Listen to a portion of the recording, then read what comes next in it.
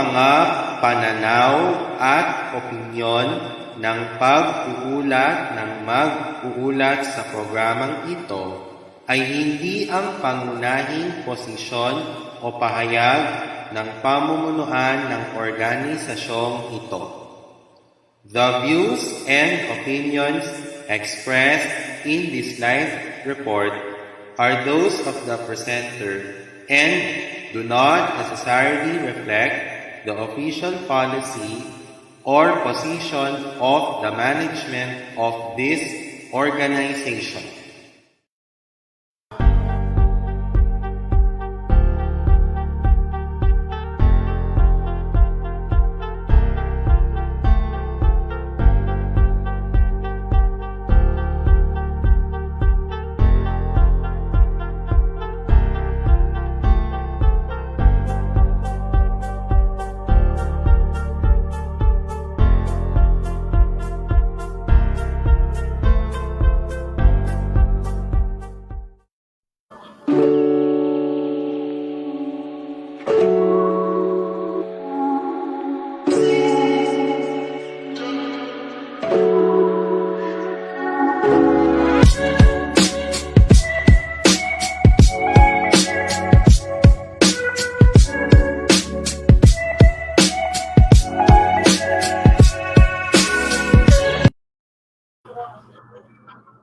Okay. Good evening, ladies and gentlemen. Welcome to Magpayo tayo Kainklusyon. Today is Saturday, April 9, 2022. I am Carlos Miguel Kanahashi, your host for today. Christian Chan and Asher Santos will join with me in just a moment. Sir Mark Betita is our technical supervisor for today. We are broadcasting simultaneously on InkluRadio and the Hands in Inclusion Philippines YouTube channel. We shall commence our topic in just a moment, and we will be back after our commercials. Now this.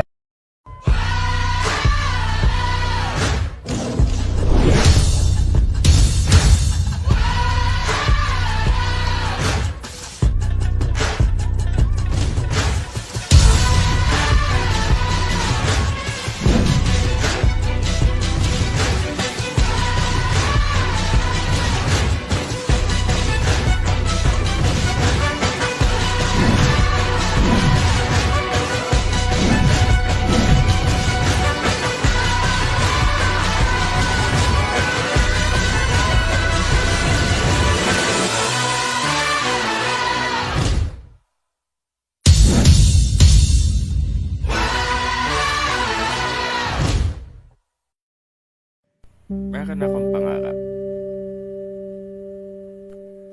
para sa aking pamilya, para sa aking kapwa, at para sa bayan. Kahit mahirap, kahit masakit, mahal ko kayong lahat. Kahit anong mangyari, ikaw, ako, tayo. Ating isisigaw sa mundo.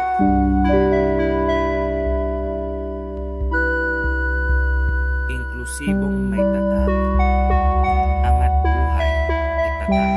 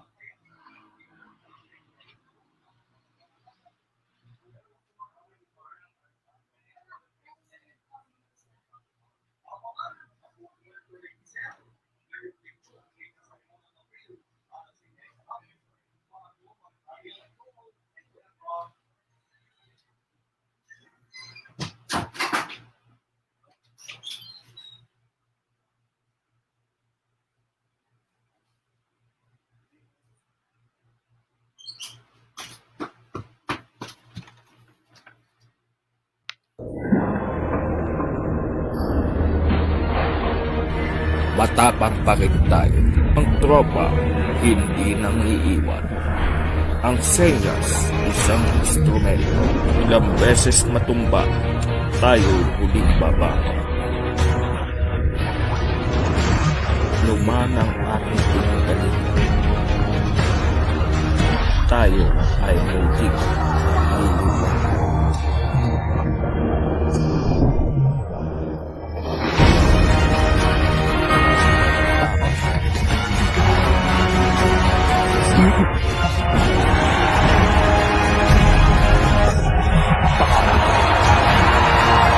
Para sa pangarap, para sa pamilya, at para sa bayan. Tayo ang ida. Tuloy ang inclusion.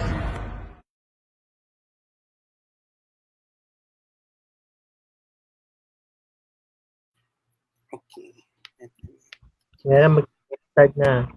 Okay, guys. Okay. So, good evening, guys, and welcome back to Magpayo tayo Kainklusyon. This evening, we will tackle about healthy boundaries. Asher? Hello, Carlos. Ay, nag-intro na ba tayo? Yes, we're live na. We're back. We're live. Okay. We're on. Okay.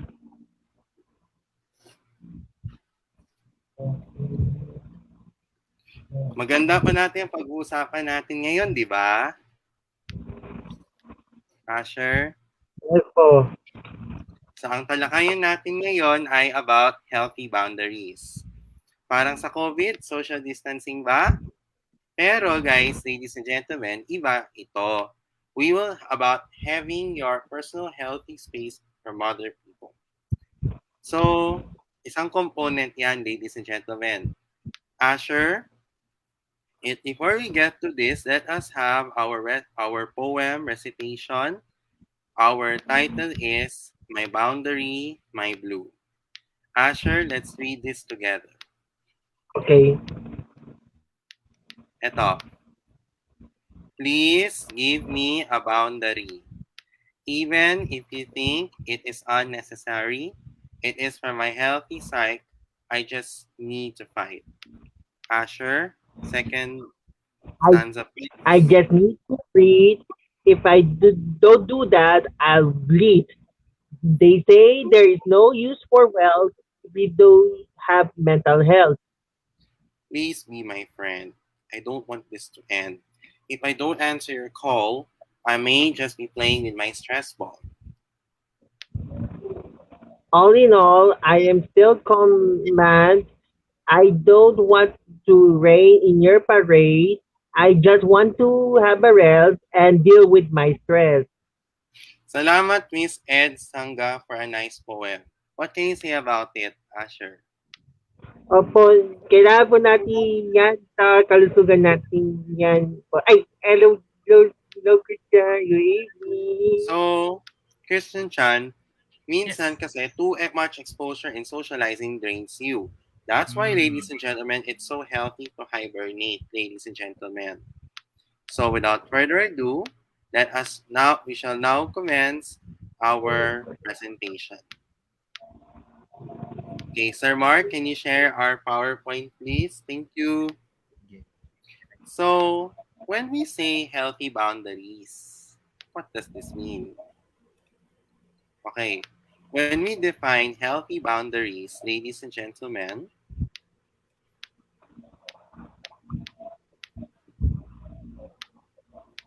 next slide, please. So, healthy boundaries, ladies and gentlemen, when we set boundaries, it's very important in establishing your identity and your crucial aspect of your mental health and your well being. Boundaries can be physical or emotional. It can range from being loose to rigid, with healthy boundaries often falling somewhere in between. So, in other words, we need healthy boundaries at this time, especially that we are in a pandemic.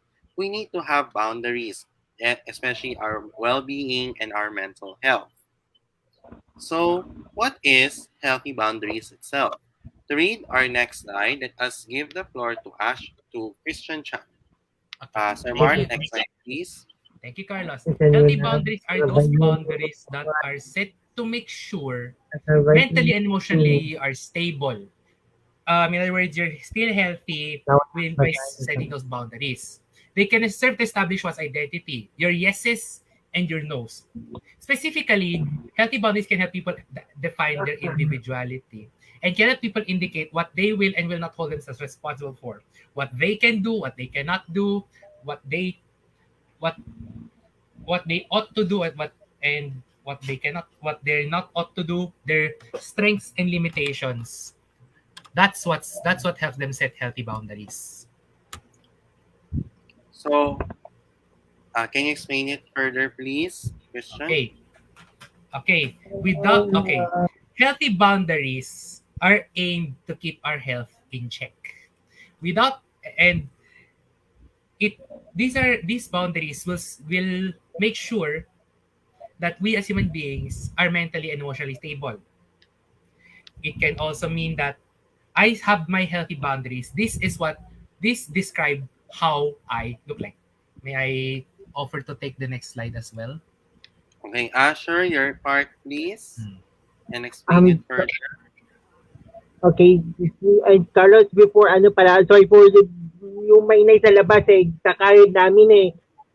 Ano yung sa amin yun, yung sa kampanya po, po sa amin yun. Okay, no problem. Okay, Can you thank read this, you. Asher? More generally, the consequences of not setting healthy boundaries often include stress, financial burdens, wasted time, and relationship issues which can cause mental distress. Of course, yung sa healthy boundaries, pag di natin na-setting siya, ano, may idea, may stress, may burden sa financial, mauubusan sa oras, tsaka may tsaka sa problema sa relasyon ko. So either mga mag-asawa, yung magkaibigan or something kaya baka magkaroon ko mismo. Next slide, please. Lack of healthy boundaries can affect aspects of someone's life in a negative manner. That's why, ladies and gentlemen, we need to set healthy boundaries. We need to help people make decisions based on what it's best them, not just the people around them, but this autonomy is important of part of our self-care. So, in other words, when we set healthy boundaries, it's feeling safe to express yourself. Yes or no, and you have to speak the truth, ladies and gentlemen. Next slide, please. Okay. Christian, can you read the next slide, please. Thank Sir you. Mark, next slide, please. In the context of recovering from substance abuse, self-care can include meaningful connection with recovery support and children, taking care of physical health, maintaining spirituality, healthy eating, exercise, journaling, continued education, staying busy, sponsorship, establishing boundaries, self-monitoring, abstinence, and dealing with destructive emotions. So for those people who frequently take different substances to make sure their sanity is in check and they want to recover, there are many ways to perform self-care. Check your physical health. Be social, be spiritual, make a journal. You can study, stay busy. You can establish boundaries. You can say yes or no. You can try to abstain from them. You can deal with how you can deal with explosive anger and stuff like that. Just what you need to do is keep your mind off the act of taking more of that substance. Keep yourself busy and at the same time keep yourself towards the positive, towards being more productive. Next slide, please. Okay, so Asher, your part, please. Okay, self-care, which can include setting boundaries, is an important part of leading a mentally healthy life. But unlike more intuitive aspects of self-care like healthy eating and exercise, self setting health boundaries isn't something most people understand. For more people to experience greater well-being, fulfillment, they must learn about to health boundaries. Of course, kailangan natin yan kung mismo isa-set tayo, lalo yung malaga importante yung part yung yung lifestyle, yung healthy eating, exercise para maging fit and burn something. Next slide, please. Okay, so what are the 5 types of healthy boundaries? Physical, sexual, intellectual, emotional, and financial. I will explain this to you one by one. In physical, you are referring to your personal space, your privacy, and your body. You might be That's why we need to show physical space, respect physical as well, through the use of personal space, your body, and your privacy. Sexual, these are your expectations concerning intimacy. It might be uncomfortable for you for sexual comments and touches. In intellectual, this concern your thoughts and beliefs. They are not respected when someone dismisses another person's ideas and opinions. In emotional, you are referring to a person's feeling. You might not feel comfortable sharing your feelings about everything with a friend or a partner. You prefer to share gradually over time. And lastly, financial. It's all about money. If you want to save money, you may not want to loan money to a friend who does. The reason why we need these 5 types of healthy boundaries is because we need this not only for us, but it's for all, ladies and gentlemen. Next slide, please. Christian, your part, please. Thank you.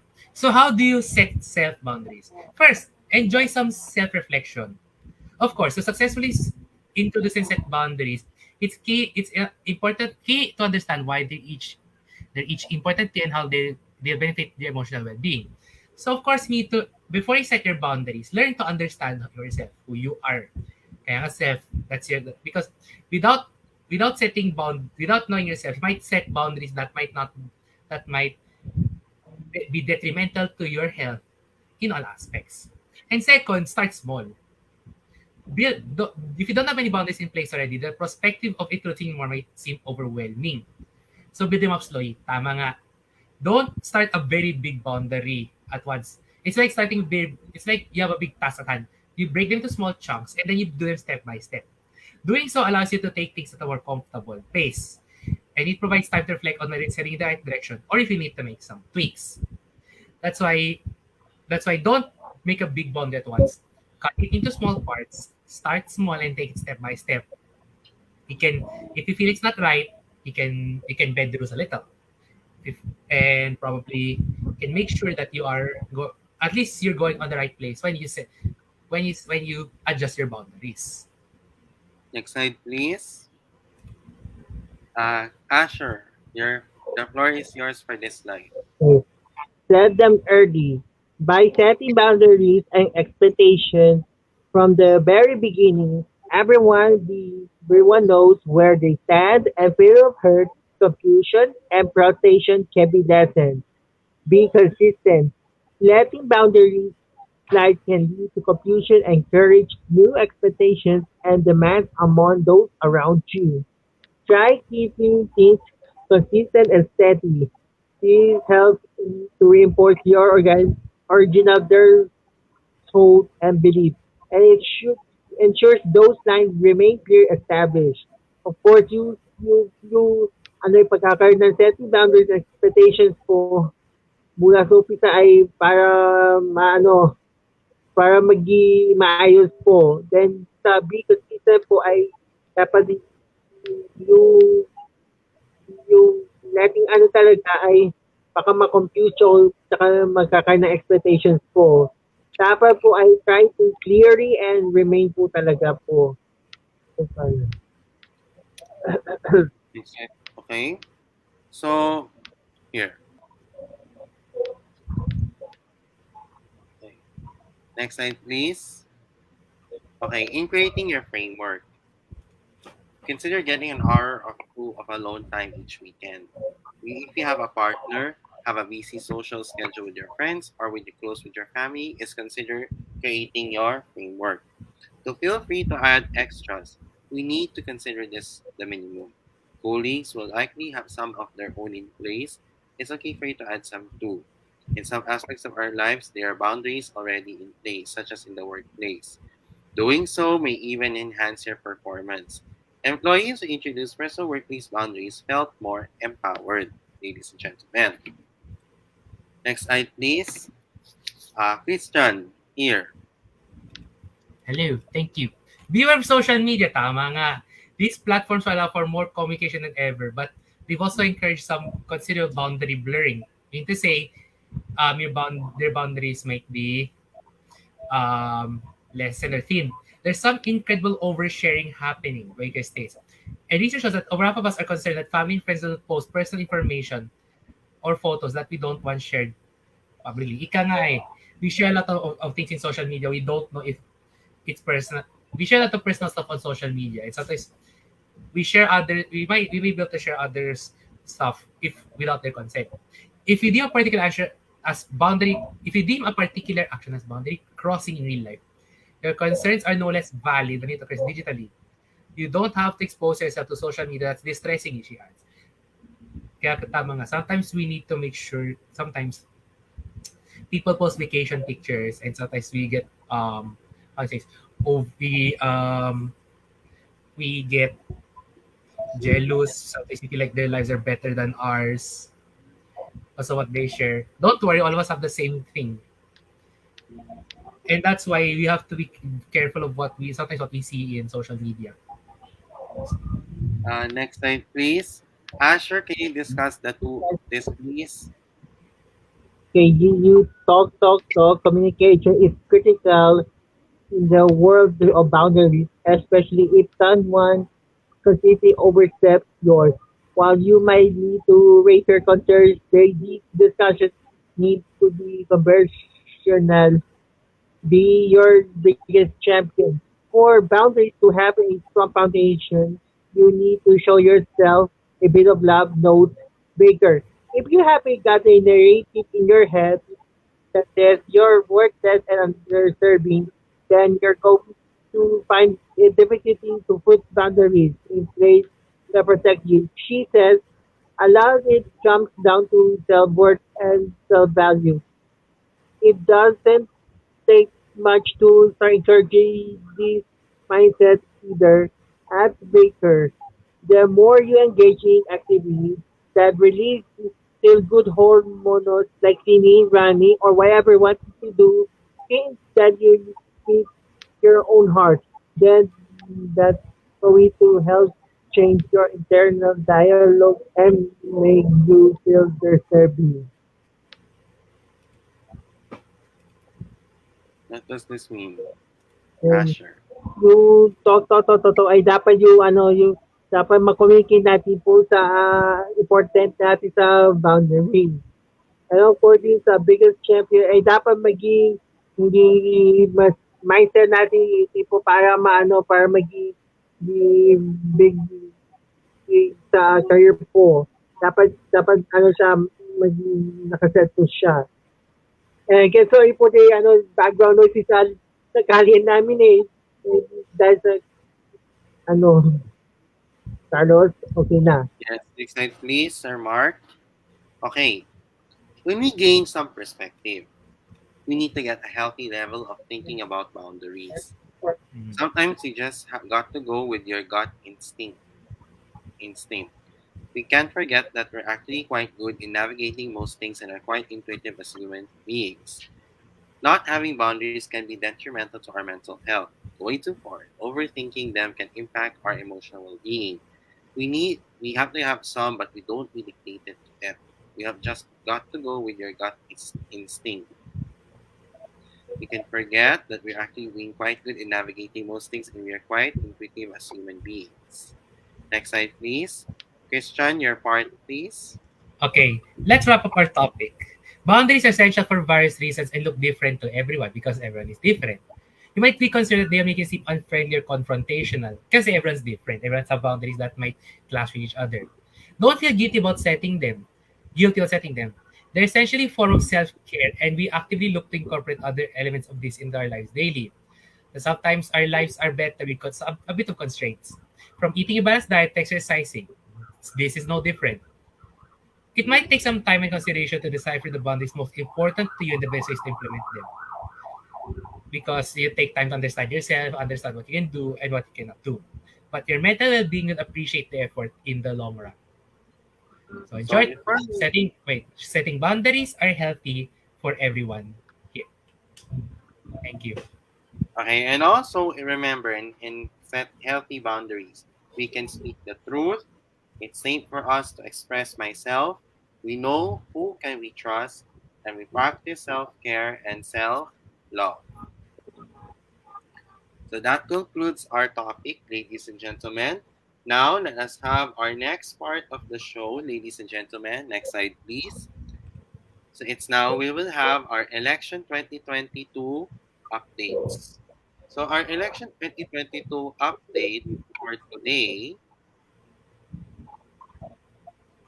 is that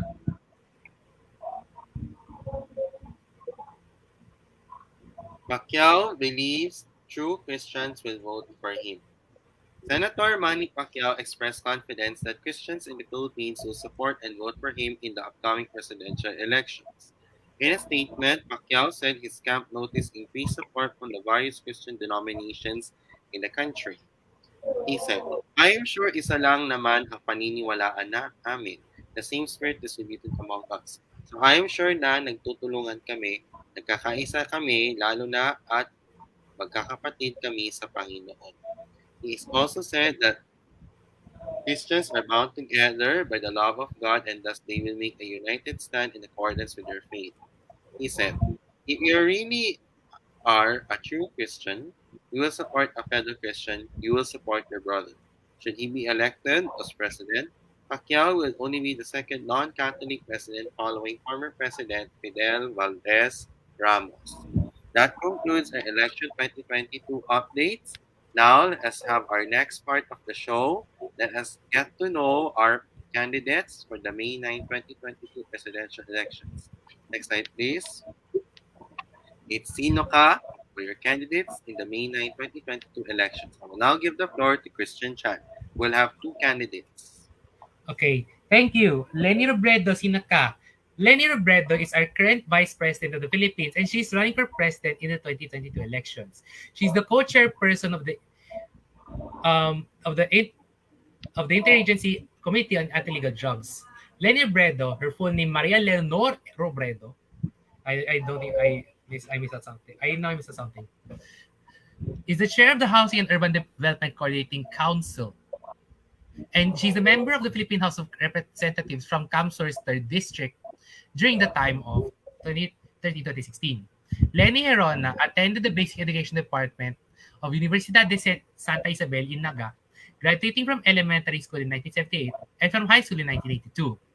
She earned her degree in the Bachelor of Arts in Economics from the University of the Philippines, Diliman, and proceeded to study law at the University of Nueva Caceres, graduating in 1992. She passed the bar in 97. Next slide, please. Yeah. Christian, the same. Okay, Manny Pacquiao, sino ka? Emmanuel Pacquiao is also running for president in the 2022 elections. He has been a senator in the Philippines since 2016, member of the Philippines House of Representatives from Saranganis at large during the term of Tinay. He completed his elementary education at Saavedra Sawai Elementary School in Jensan, but dropped out of high school due to extreme and abject poverty. He is the only 8th division world champion in history of boxing and has won 12 major world titles. He was the first boxer to win the lineal championship in 5 different weight classes, and he retired from boxing on 29th of September 2021 to focus on politics. So from one ring in sports to another ring in politics. So that's this May 9, 2022. Let's vote wisely. Next slide, please. Now is the time for our announcements. Next slide, please. So as part of the continuing efforts to support the Hands in Inclusion Philippines organization, we urge everyone to purchase our products in the Hands in Inclusion Philippines online shop. Our products that we are selling are the One Inclusion Nation t-shirts and the tote bags. For the One Inclusion Nation t-shirt, sizes are ranged between small to triple XL.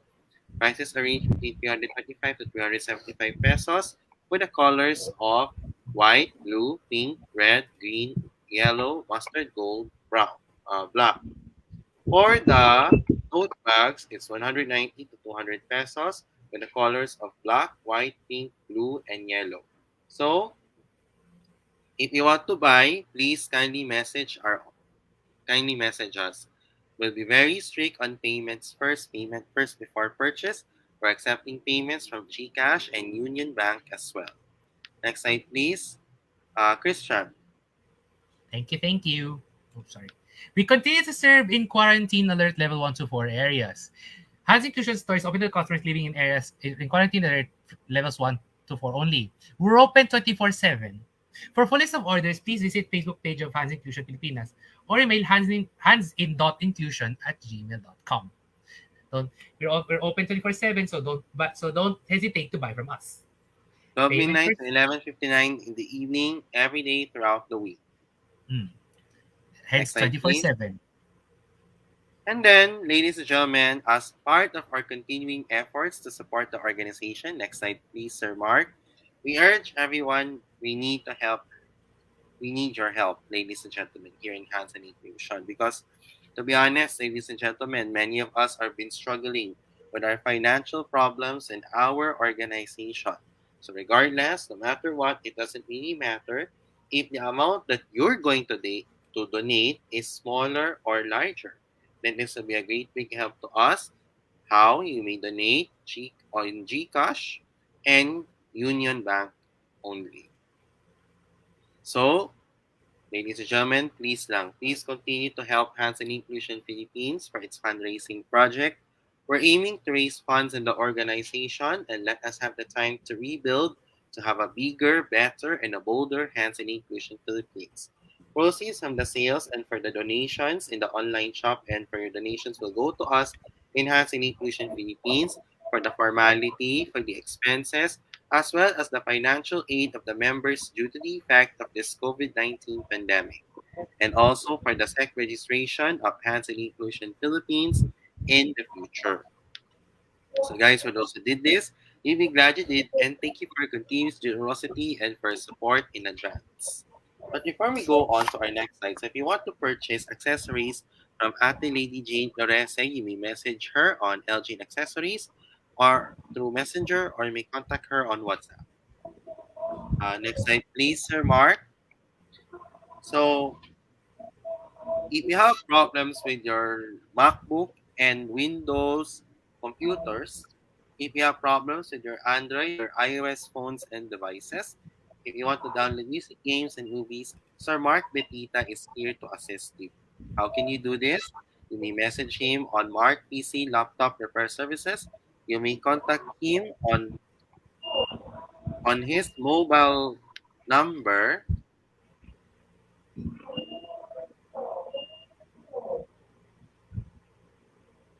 0947-355-4759, or you may message him on Facebook, Mark Paulo Betita. Next slide, please. Asher, ito na. Yung mga events ng Best Buddies Philippines for the month of April. Asher, Wait lang po ha. sige lang. So, okay. So, we have some events coming up for the month of April this year in Best Buddies Philippines. So next week, after the activity or this week, Best Buddies Philippines, including its events and Saturday series, will be on break next week in observance of the Holy Week. And also, they will resume their activities on after the Holy Week, which will be April 22, Friday, which is Buddies Be Friends. This is a joint between Best Buddies Philippines and ALRES. And then April 23, I can find lessons in all my experiences with teacher Lay Santa Maria of the Atma Prema Wellbeing Group. April 29 is Buddies Be Friends. And on April 30, I can focus and center myself. So if you want to join these events for the month of April, 22, 23, 29, and 30, follow Best Buddies Philippines on Facebook and Instagram. Send them a message and they will send you the registration form and the link as well. There is no Wellness Wednesday for this month and also in the next month as well. And also, just a reminder, Best Buddies Philippines is a non-profit, non-denominational, and a non-political organization. We support for a clean and fair elections and do not endorse any political party or candidate. As members of the Best Buddies Philippines community, please refrain from endorsing a candidate during the activities of Best Buddies Philippines. So the activities in Best Buddies Philippines will be streamed on the Best Buddies Philippines Facebook page. So remember, if you want to share, especially the Friendship Friday and the BBP Saturday series and Wellness Wednesday, remember that sharing is caring. So there are ways on how you can share the Facebook Live videos of Best Buddies Philippines. First, head over to Facebook. Second, if there's a live event of Best Buddies Philippines, then you have to share as well and then set your post to public. And then you, as well as you want to share this as well to other companies as well on their Facebook page, you can as well. And also, in Best Buddies Philippines, make a friend, be a friend. Next slide, please. Christian, ikaw na. I'm feeling hungry. So, if you're feeling hungry, order from Sobra. We have many for all-day breakfast, such as tapa sobra, chicken tocino, corned beef brisket, homemade spam, and salpicao. Prices range from $265 to $275 for solo, $550 to $590 for medium, and $1,190 to $1,450 for large. If you don't know what that is, solo is 1 serving, medium is 2 to 3 servings, and large is 5 to 6 servings.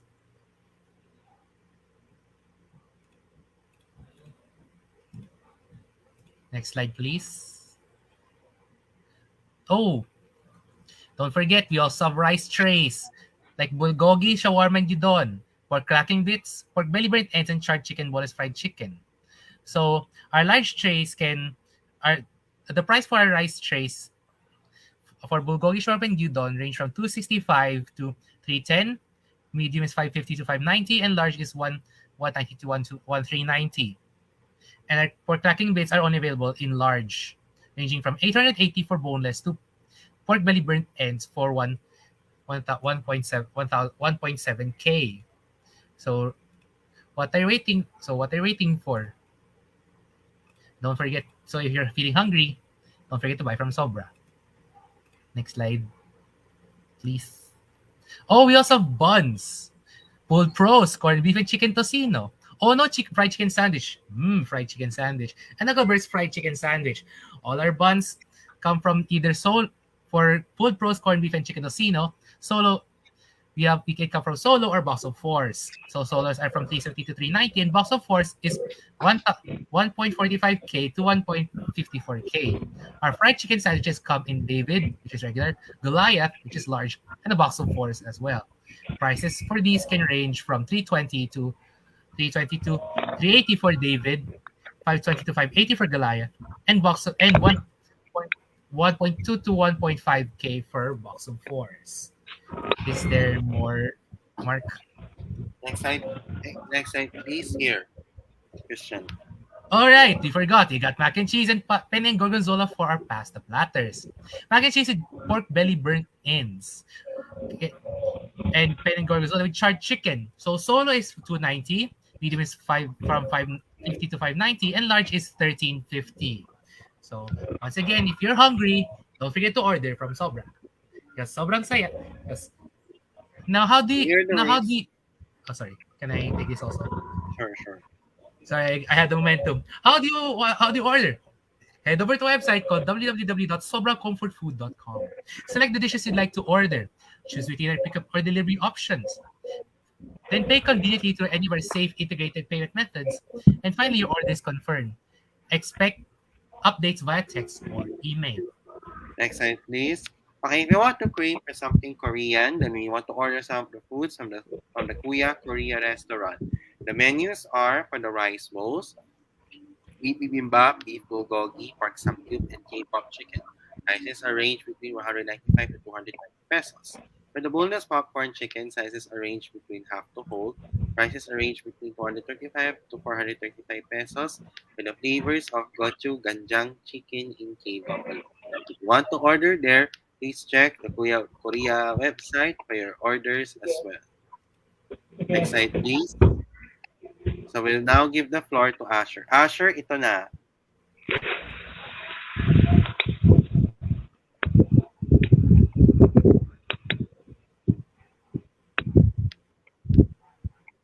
Asher, ikaw na for this. Yes. Oh, yes. Wait po. Okay. You can follow as the inclusion on our social media pages right now. For Facebook, it's facebook.com/has in inclusion PH. Again, Facebook is has in inclusion PH. For Instagram is has inclusion PH. Instagram has inclusion PH. Kumu, HNI Philippines, and of course, subscribe to Has Inclusion Pilipinas YouTube channel po. Kaya mag-subscribe na kayo sa YouTube channel para ma-notify yung everyday new videos po araw-araw po. And of course, at HNI Pilipinas on Twitter po, Carlos. Also, if you want to, aside from Has Inclusion Pilipinas on Facebook, you may also want to follow InkluRadyo, InkluSports, InkluNihan, InkluGaming, and the online shop on Facebook as well. So this is part of a great big help to our organization. So guys, for those who did this, thank you very much as well. Next slide, please. Now is the time for our shout-outs and greetings from to Sir Mark Betita and Lady Jane Flores. Good evening to you and thank you for watching. From Sir Mark, shout out to Antropang PWD, Eugene Torrese, Annalyn Lopez, Sayuri Garcia, Cherry Ann Chen Aquino, Jason Delegencia, Rosemary Sorondo, and the Palmera Boys. For those who are celebrating their birthdays today, happy birthday and expect more birthdays to come. To those who are celebrating their anniversaries, happy anniversary as well. For me, shout outs and greetings to my family, to Hands in Inclusion Philippines, Best Buddies Philippines, Best Buddies Benilde, and other PWD organizations. To my high school and college friends, good evening as well. Christian, do you have any greetings and shout-outs? Shout-outs and greetings to my family and to my friends, my fellow alumni from PACE and Ateneo, to my workmates at Accenture. So, thank you to everyone who has been with me throughout this time. Yun lang. How about you, Asher? May greetings ka? Also happy araw ng kagitingan.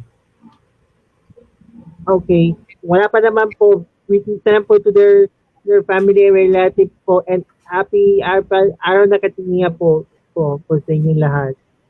And also to those who are watching, it may be a good morning, good afternoon, or good evening, wherever you are in the world. I hope you guys are in a good mood, but if not, we will use this time to improve on your mental health and our well-being as well. To those who are watching us on Into Radio, thank you very much. To those who are celebrating their, those if you want to watch this again, please you may do so by we can watch it again on the next day on the Hands in Inclusion Philippines YouTube channel. So before we have our final words, today is a very historic day in the history of our country as we celebrate Araw ng Kagitingan. So Araw ng Kagitingan, ladies and gentlemen, is an event wherein we celebrate the sacrifices of our Filipino and American heroes who sacrificed their lives in the country during the Second World War. So, despite the trials of defeat, the captured soldiers stood strong and heroes emerged from the event. The surrender of Bataan hastened the fall of Corregidor. However, without this stand, the Japanese might have quickly overrun all of the U.S. bases in the Pacific. Bataan forced them to slow down, giving the Allies time to prepare for conflicts such as the Battle of the Coral Sea and the Battle of Midway, which followed closely. Retook the Bataan Peninsula on February 8, 1945. The holiday, Day of Valor, must become a national holiday in order to honor the people who helped bring democracy and freedom in our country during the Second World War. April 9 is known as Araw ng Kagitingan to pay tribute to the heroes of Bataan, Corregidor, and Besa. So, manindigan para sa ating kagitingan, and on behalf of Hands in Inclusion, we salute the veterans and the soldiers for the celebration of Araw ng Kagitingan this year. And also, as you may know, next week is Holy Week, and as we prepare ourselves for the celebration of the Lenten season, including the Holy Week, we must have the time to spend time with our families and let us be quiet as well as we remember the saving passion, the death, and the sacrifices of Jesus Christ. And also, on behalf of Hands in Inclusion, may we have a blessed and meaningful Holy Week to all. Of course, Carlos, before pala tayo magtapos, sinabi na natin yung sa Holy Week, pero yung airing po sa Inclusion Radio tomorrow, April 10, April 11, 12, 13 ay magpapatuloy po. But April 14 to 16 of air, wala po tayong palabas ng Inclusion Radio do po. But will be returned April 17, Easter Sunday na po tayo magkakasama-sama po. Pero ang Magpayo, April 13 na tayo magkasama-sama again dahil April 23 may Comelec debate po tayo. Ayun. Okay.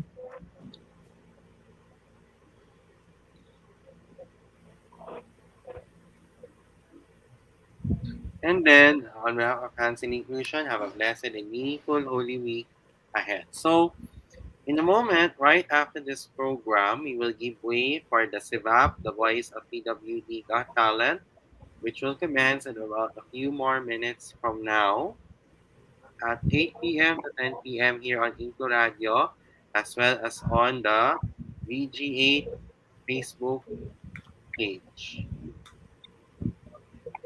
And then also in advance to the Benildians who will be graduating by on April 30, advance congratulations as well. For those who completed their studies in the first term in St. Benilde for the first term, for their commencement exercises this coming April 30, congratulations as well. So before we go, ladies and gentlemen, let us have our words for the day. Here, to read this, I will give the floor to Christian Chan. Thank you. Learning to set healthy personal boundaries is necessary for maintaining a positive self-concept and for managing issues of recovery. In other words, setting healthy personal boundaries, setting those little constraints can give you a better well-being in the long run. Okay. All right. So again, to those who are watching us on InkluRadyo, thank you very much as well. And if you missed this episode, it will be premiered on the next day on the Hands in Inclusion Philippines YouTube channel. And also in the YouTube channel, there is a One Inclusion Live episode for April 9, which we didn't air earlier, earlier that afternoon because of the power outage here in my area earlier. And it's now up and running tomorrow on the Hands Inclusion Philippines YouTube, and earlier we had a replay of that on InkluRadyo as well as a Mm. replacement of as in place of our original airing. So we're back here in Magpayo for me since our power has been restored, and again next week, as we approach the Holy Week, have a blessed and meaningful Holy Week to all on behalf of Hands in Inclusion. Okay, Christian? Thank you, Carlos, ang pagkakalam ko ay nabay ko sa inyo, Carlos, just in time po for the BBP kanina po. Okay po. Okay, Christian, ano na? All right, let's go.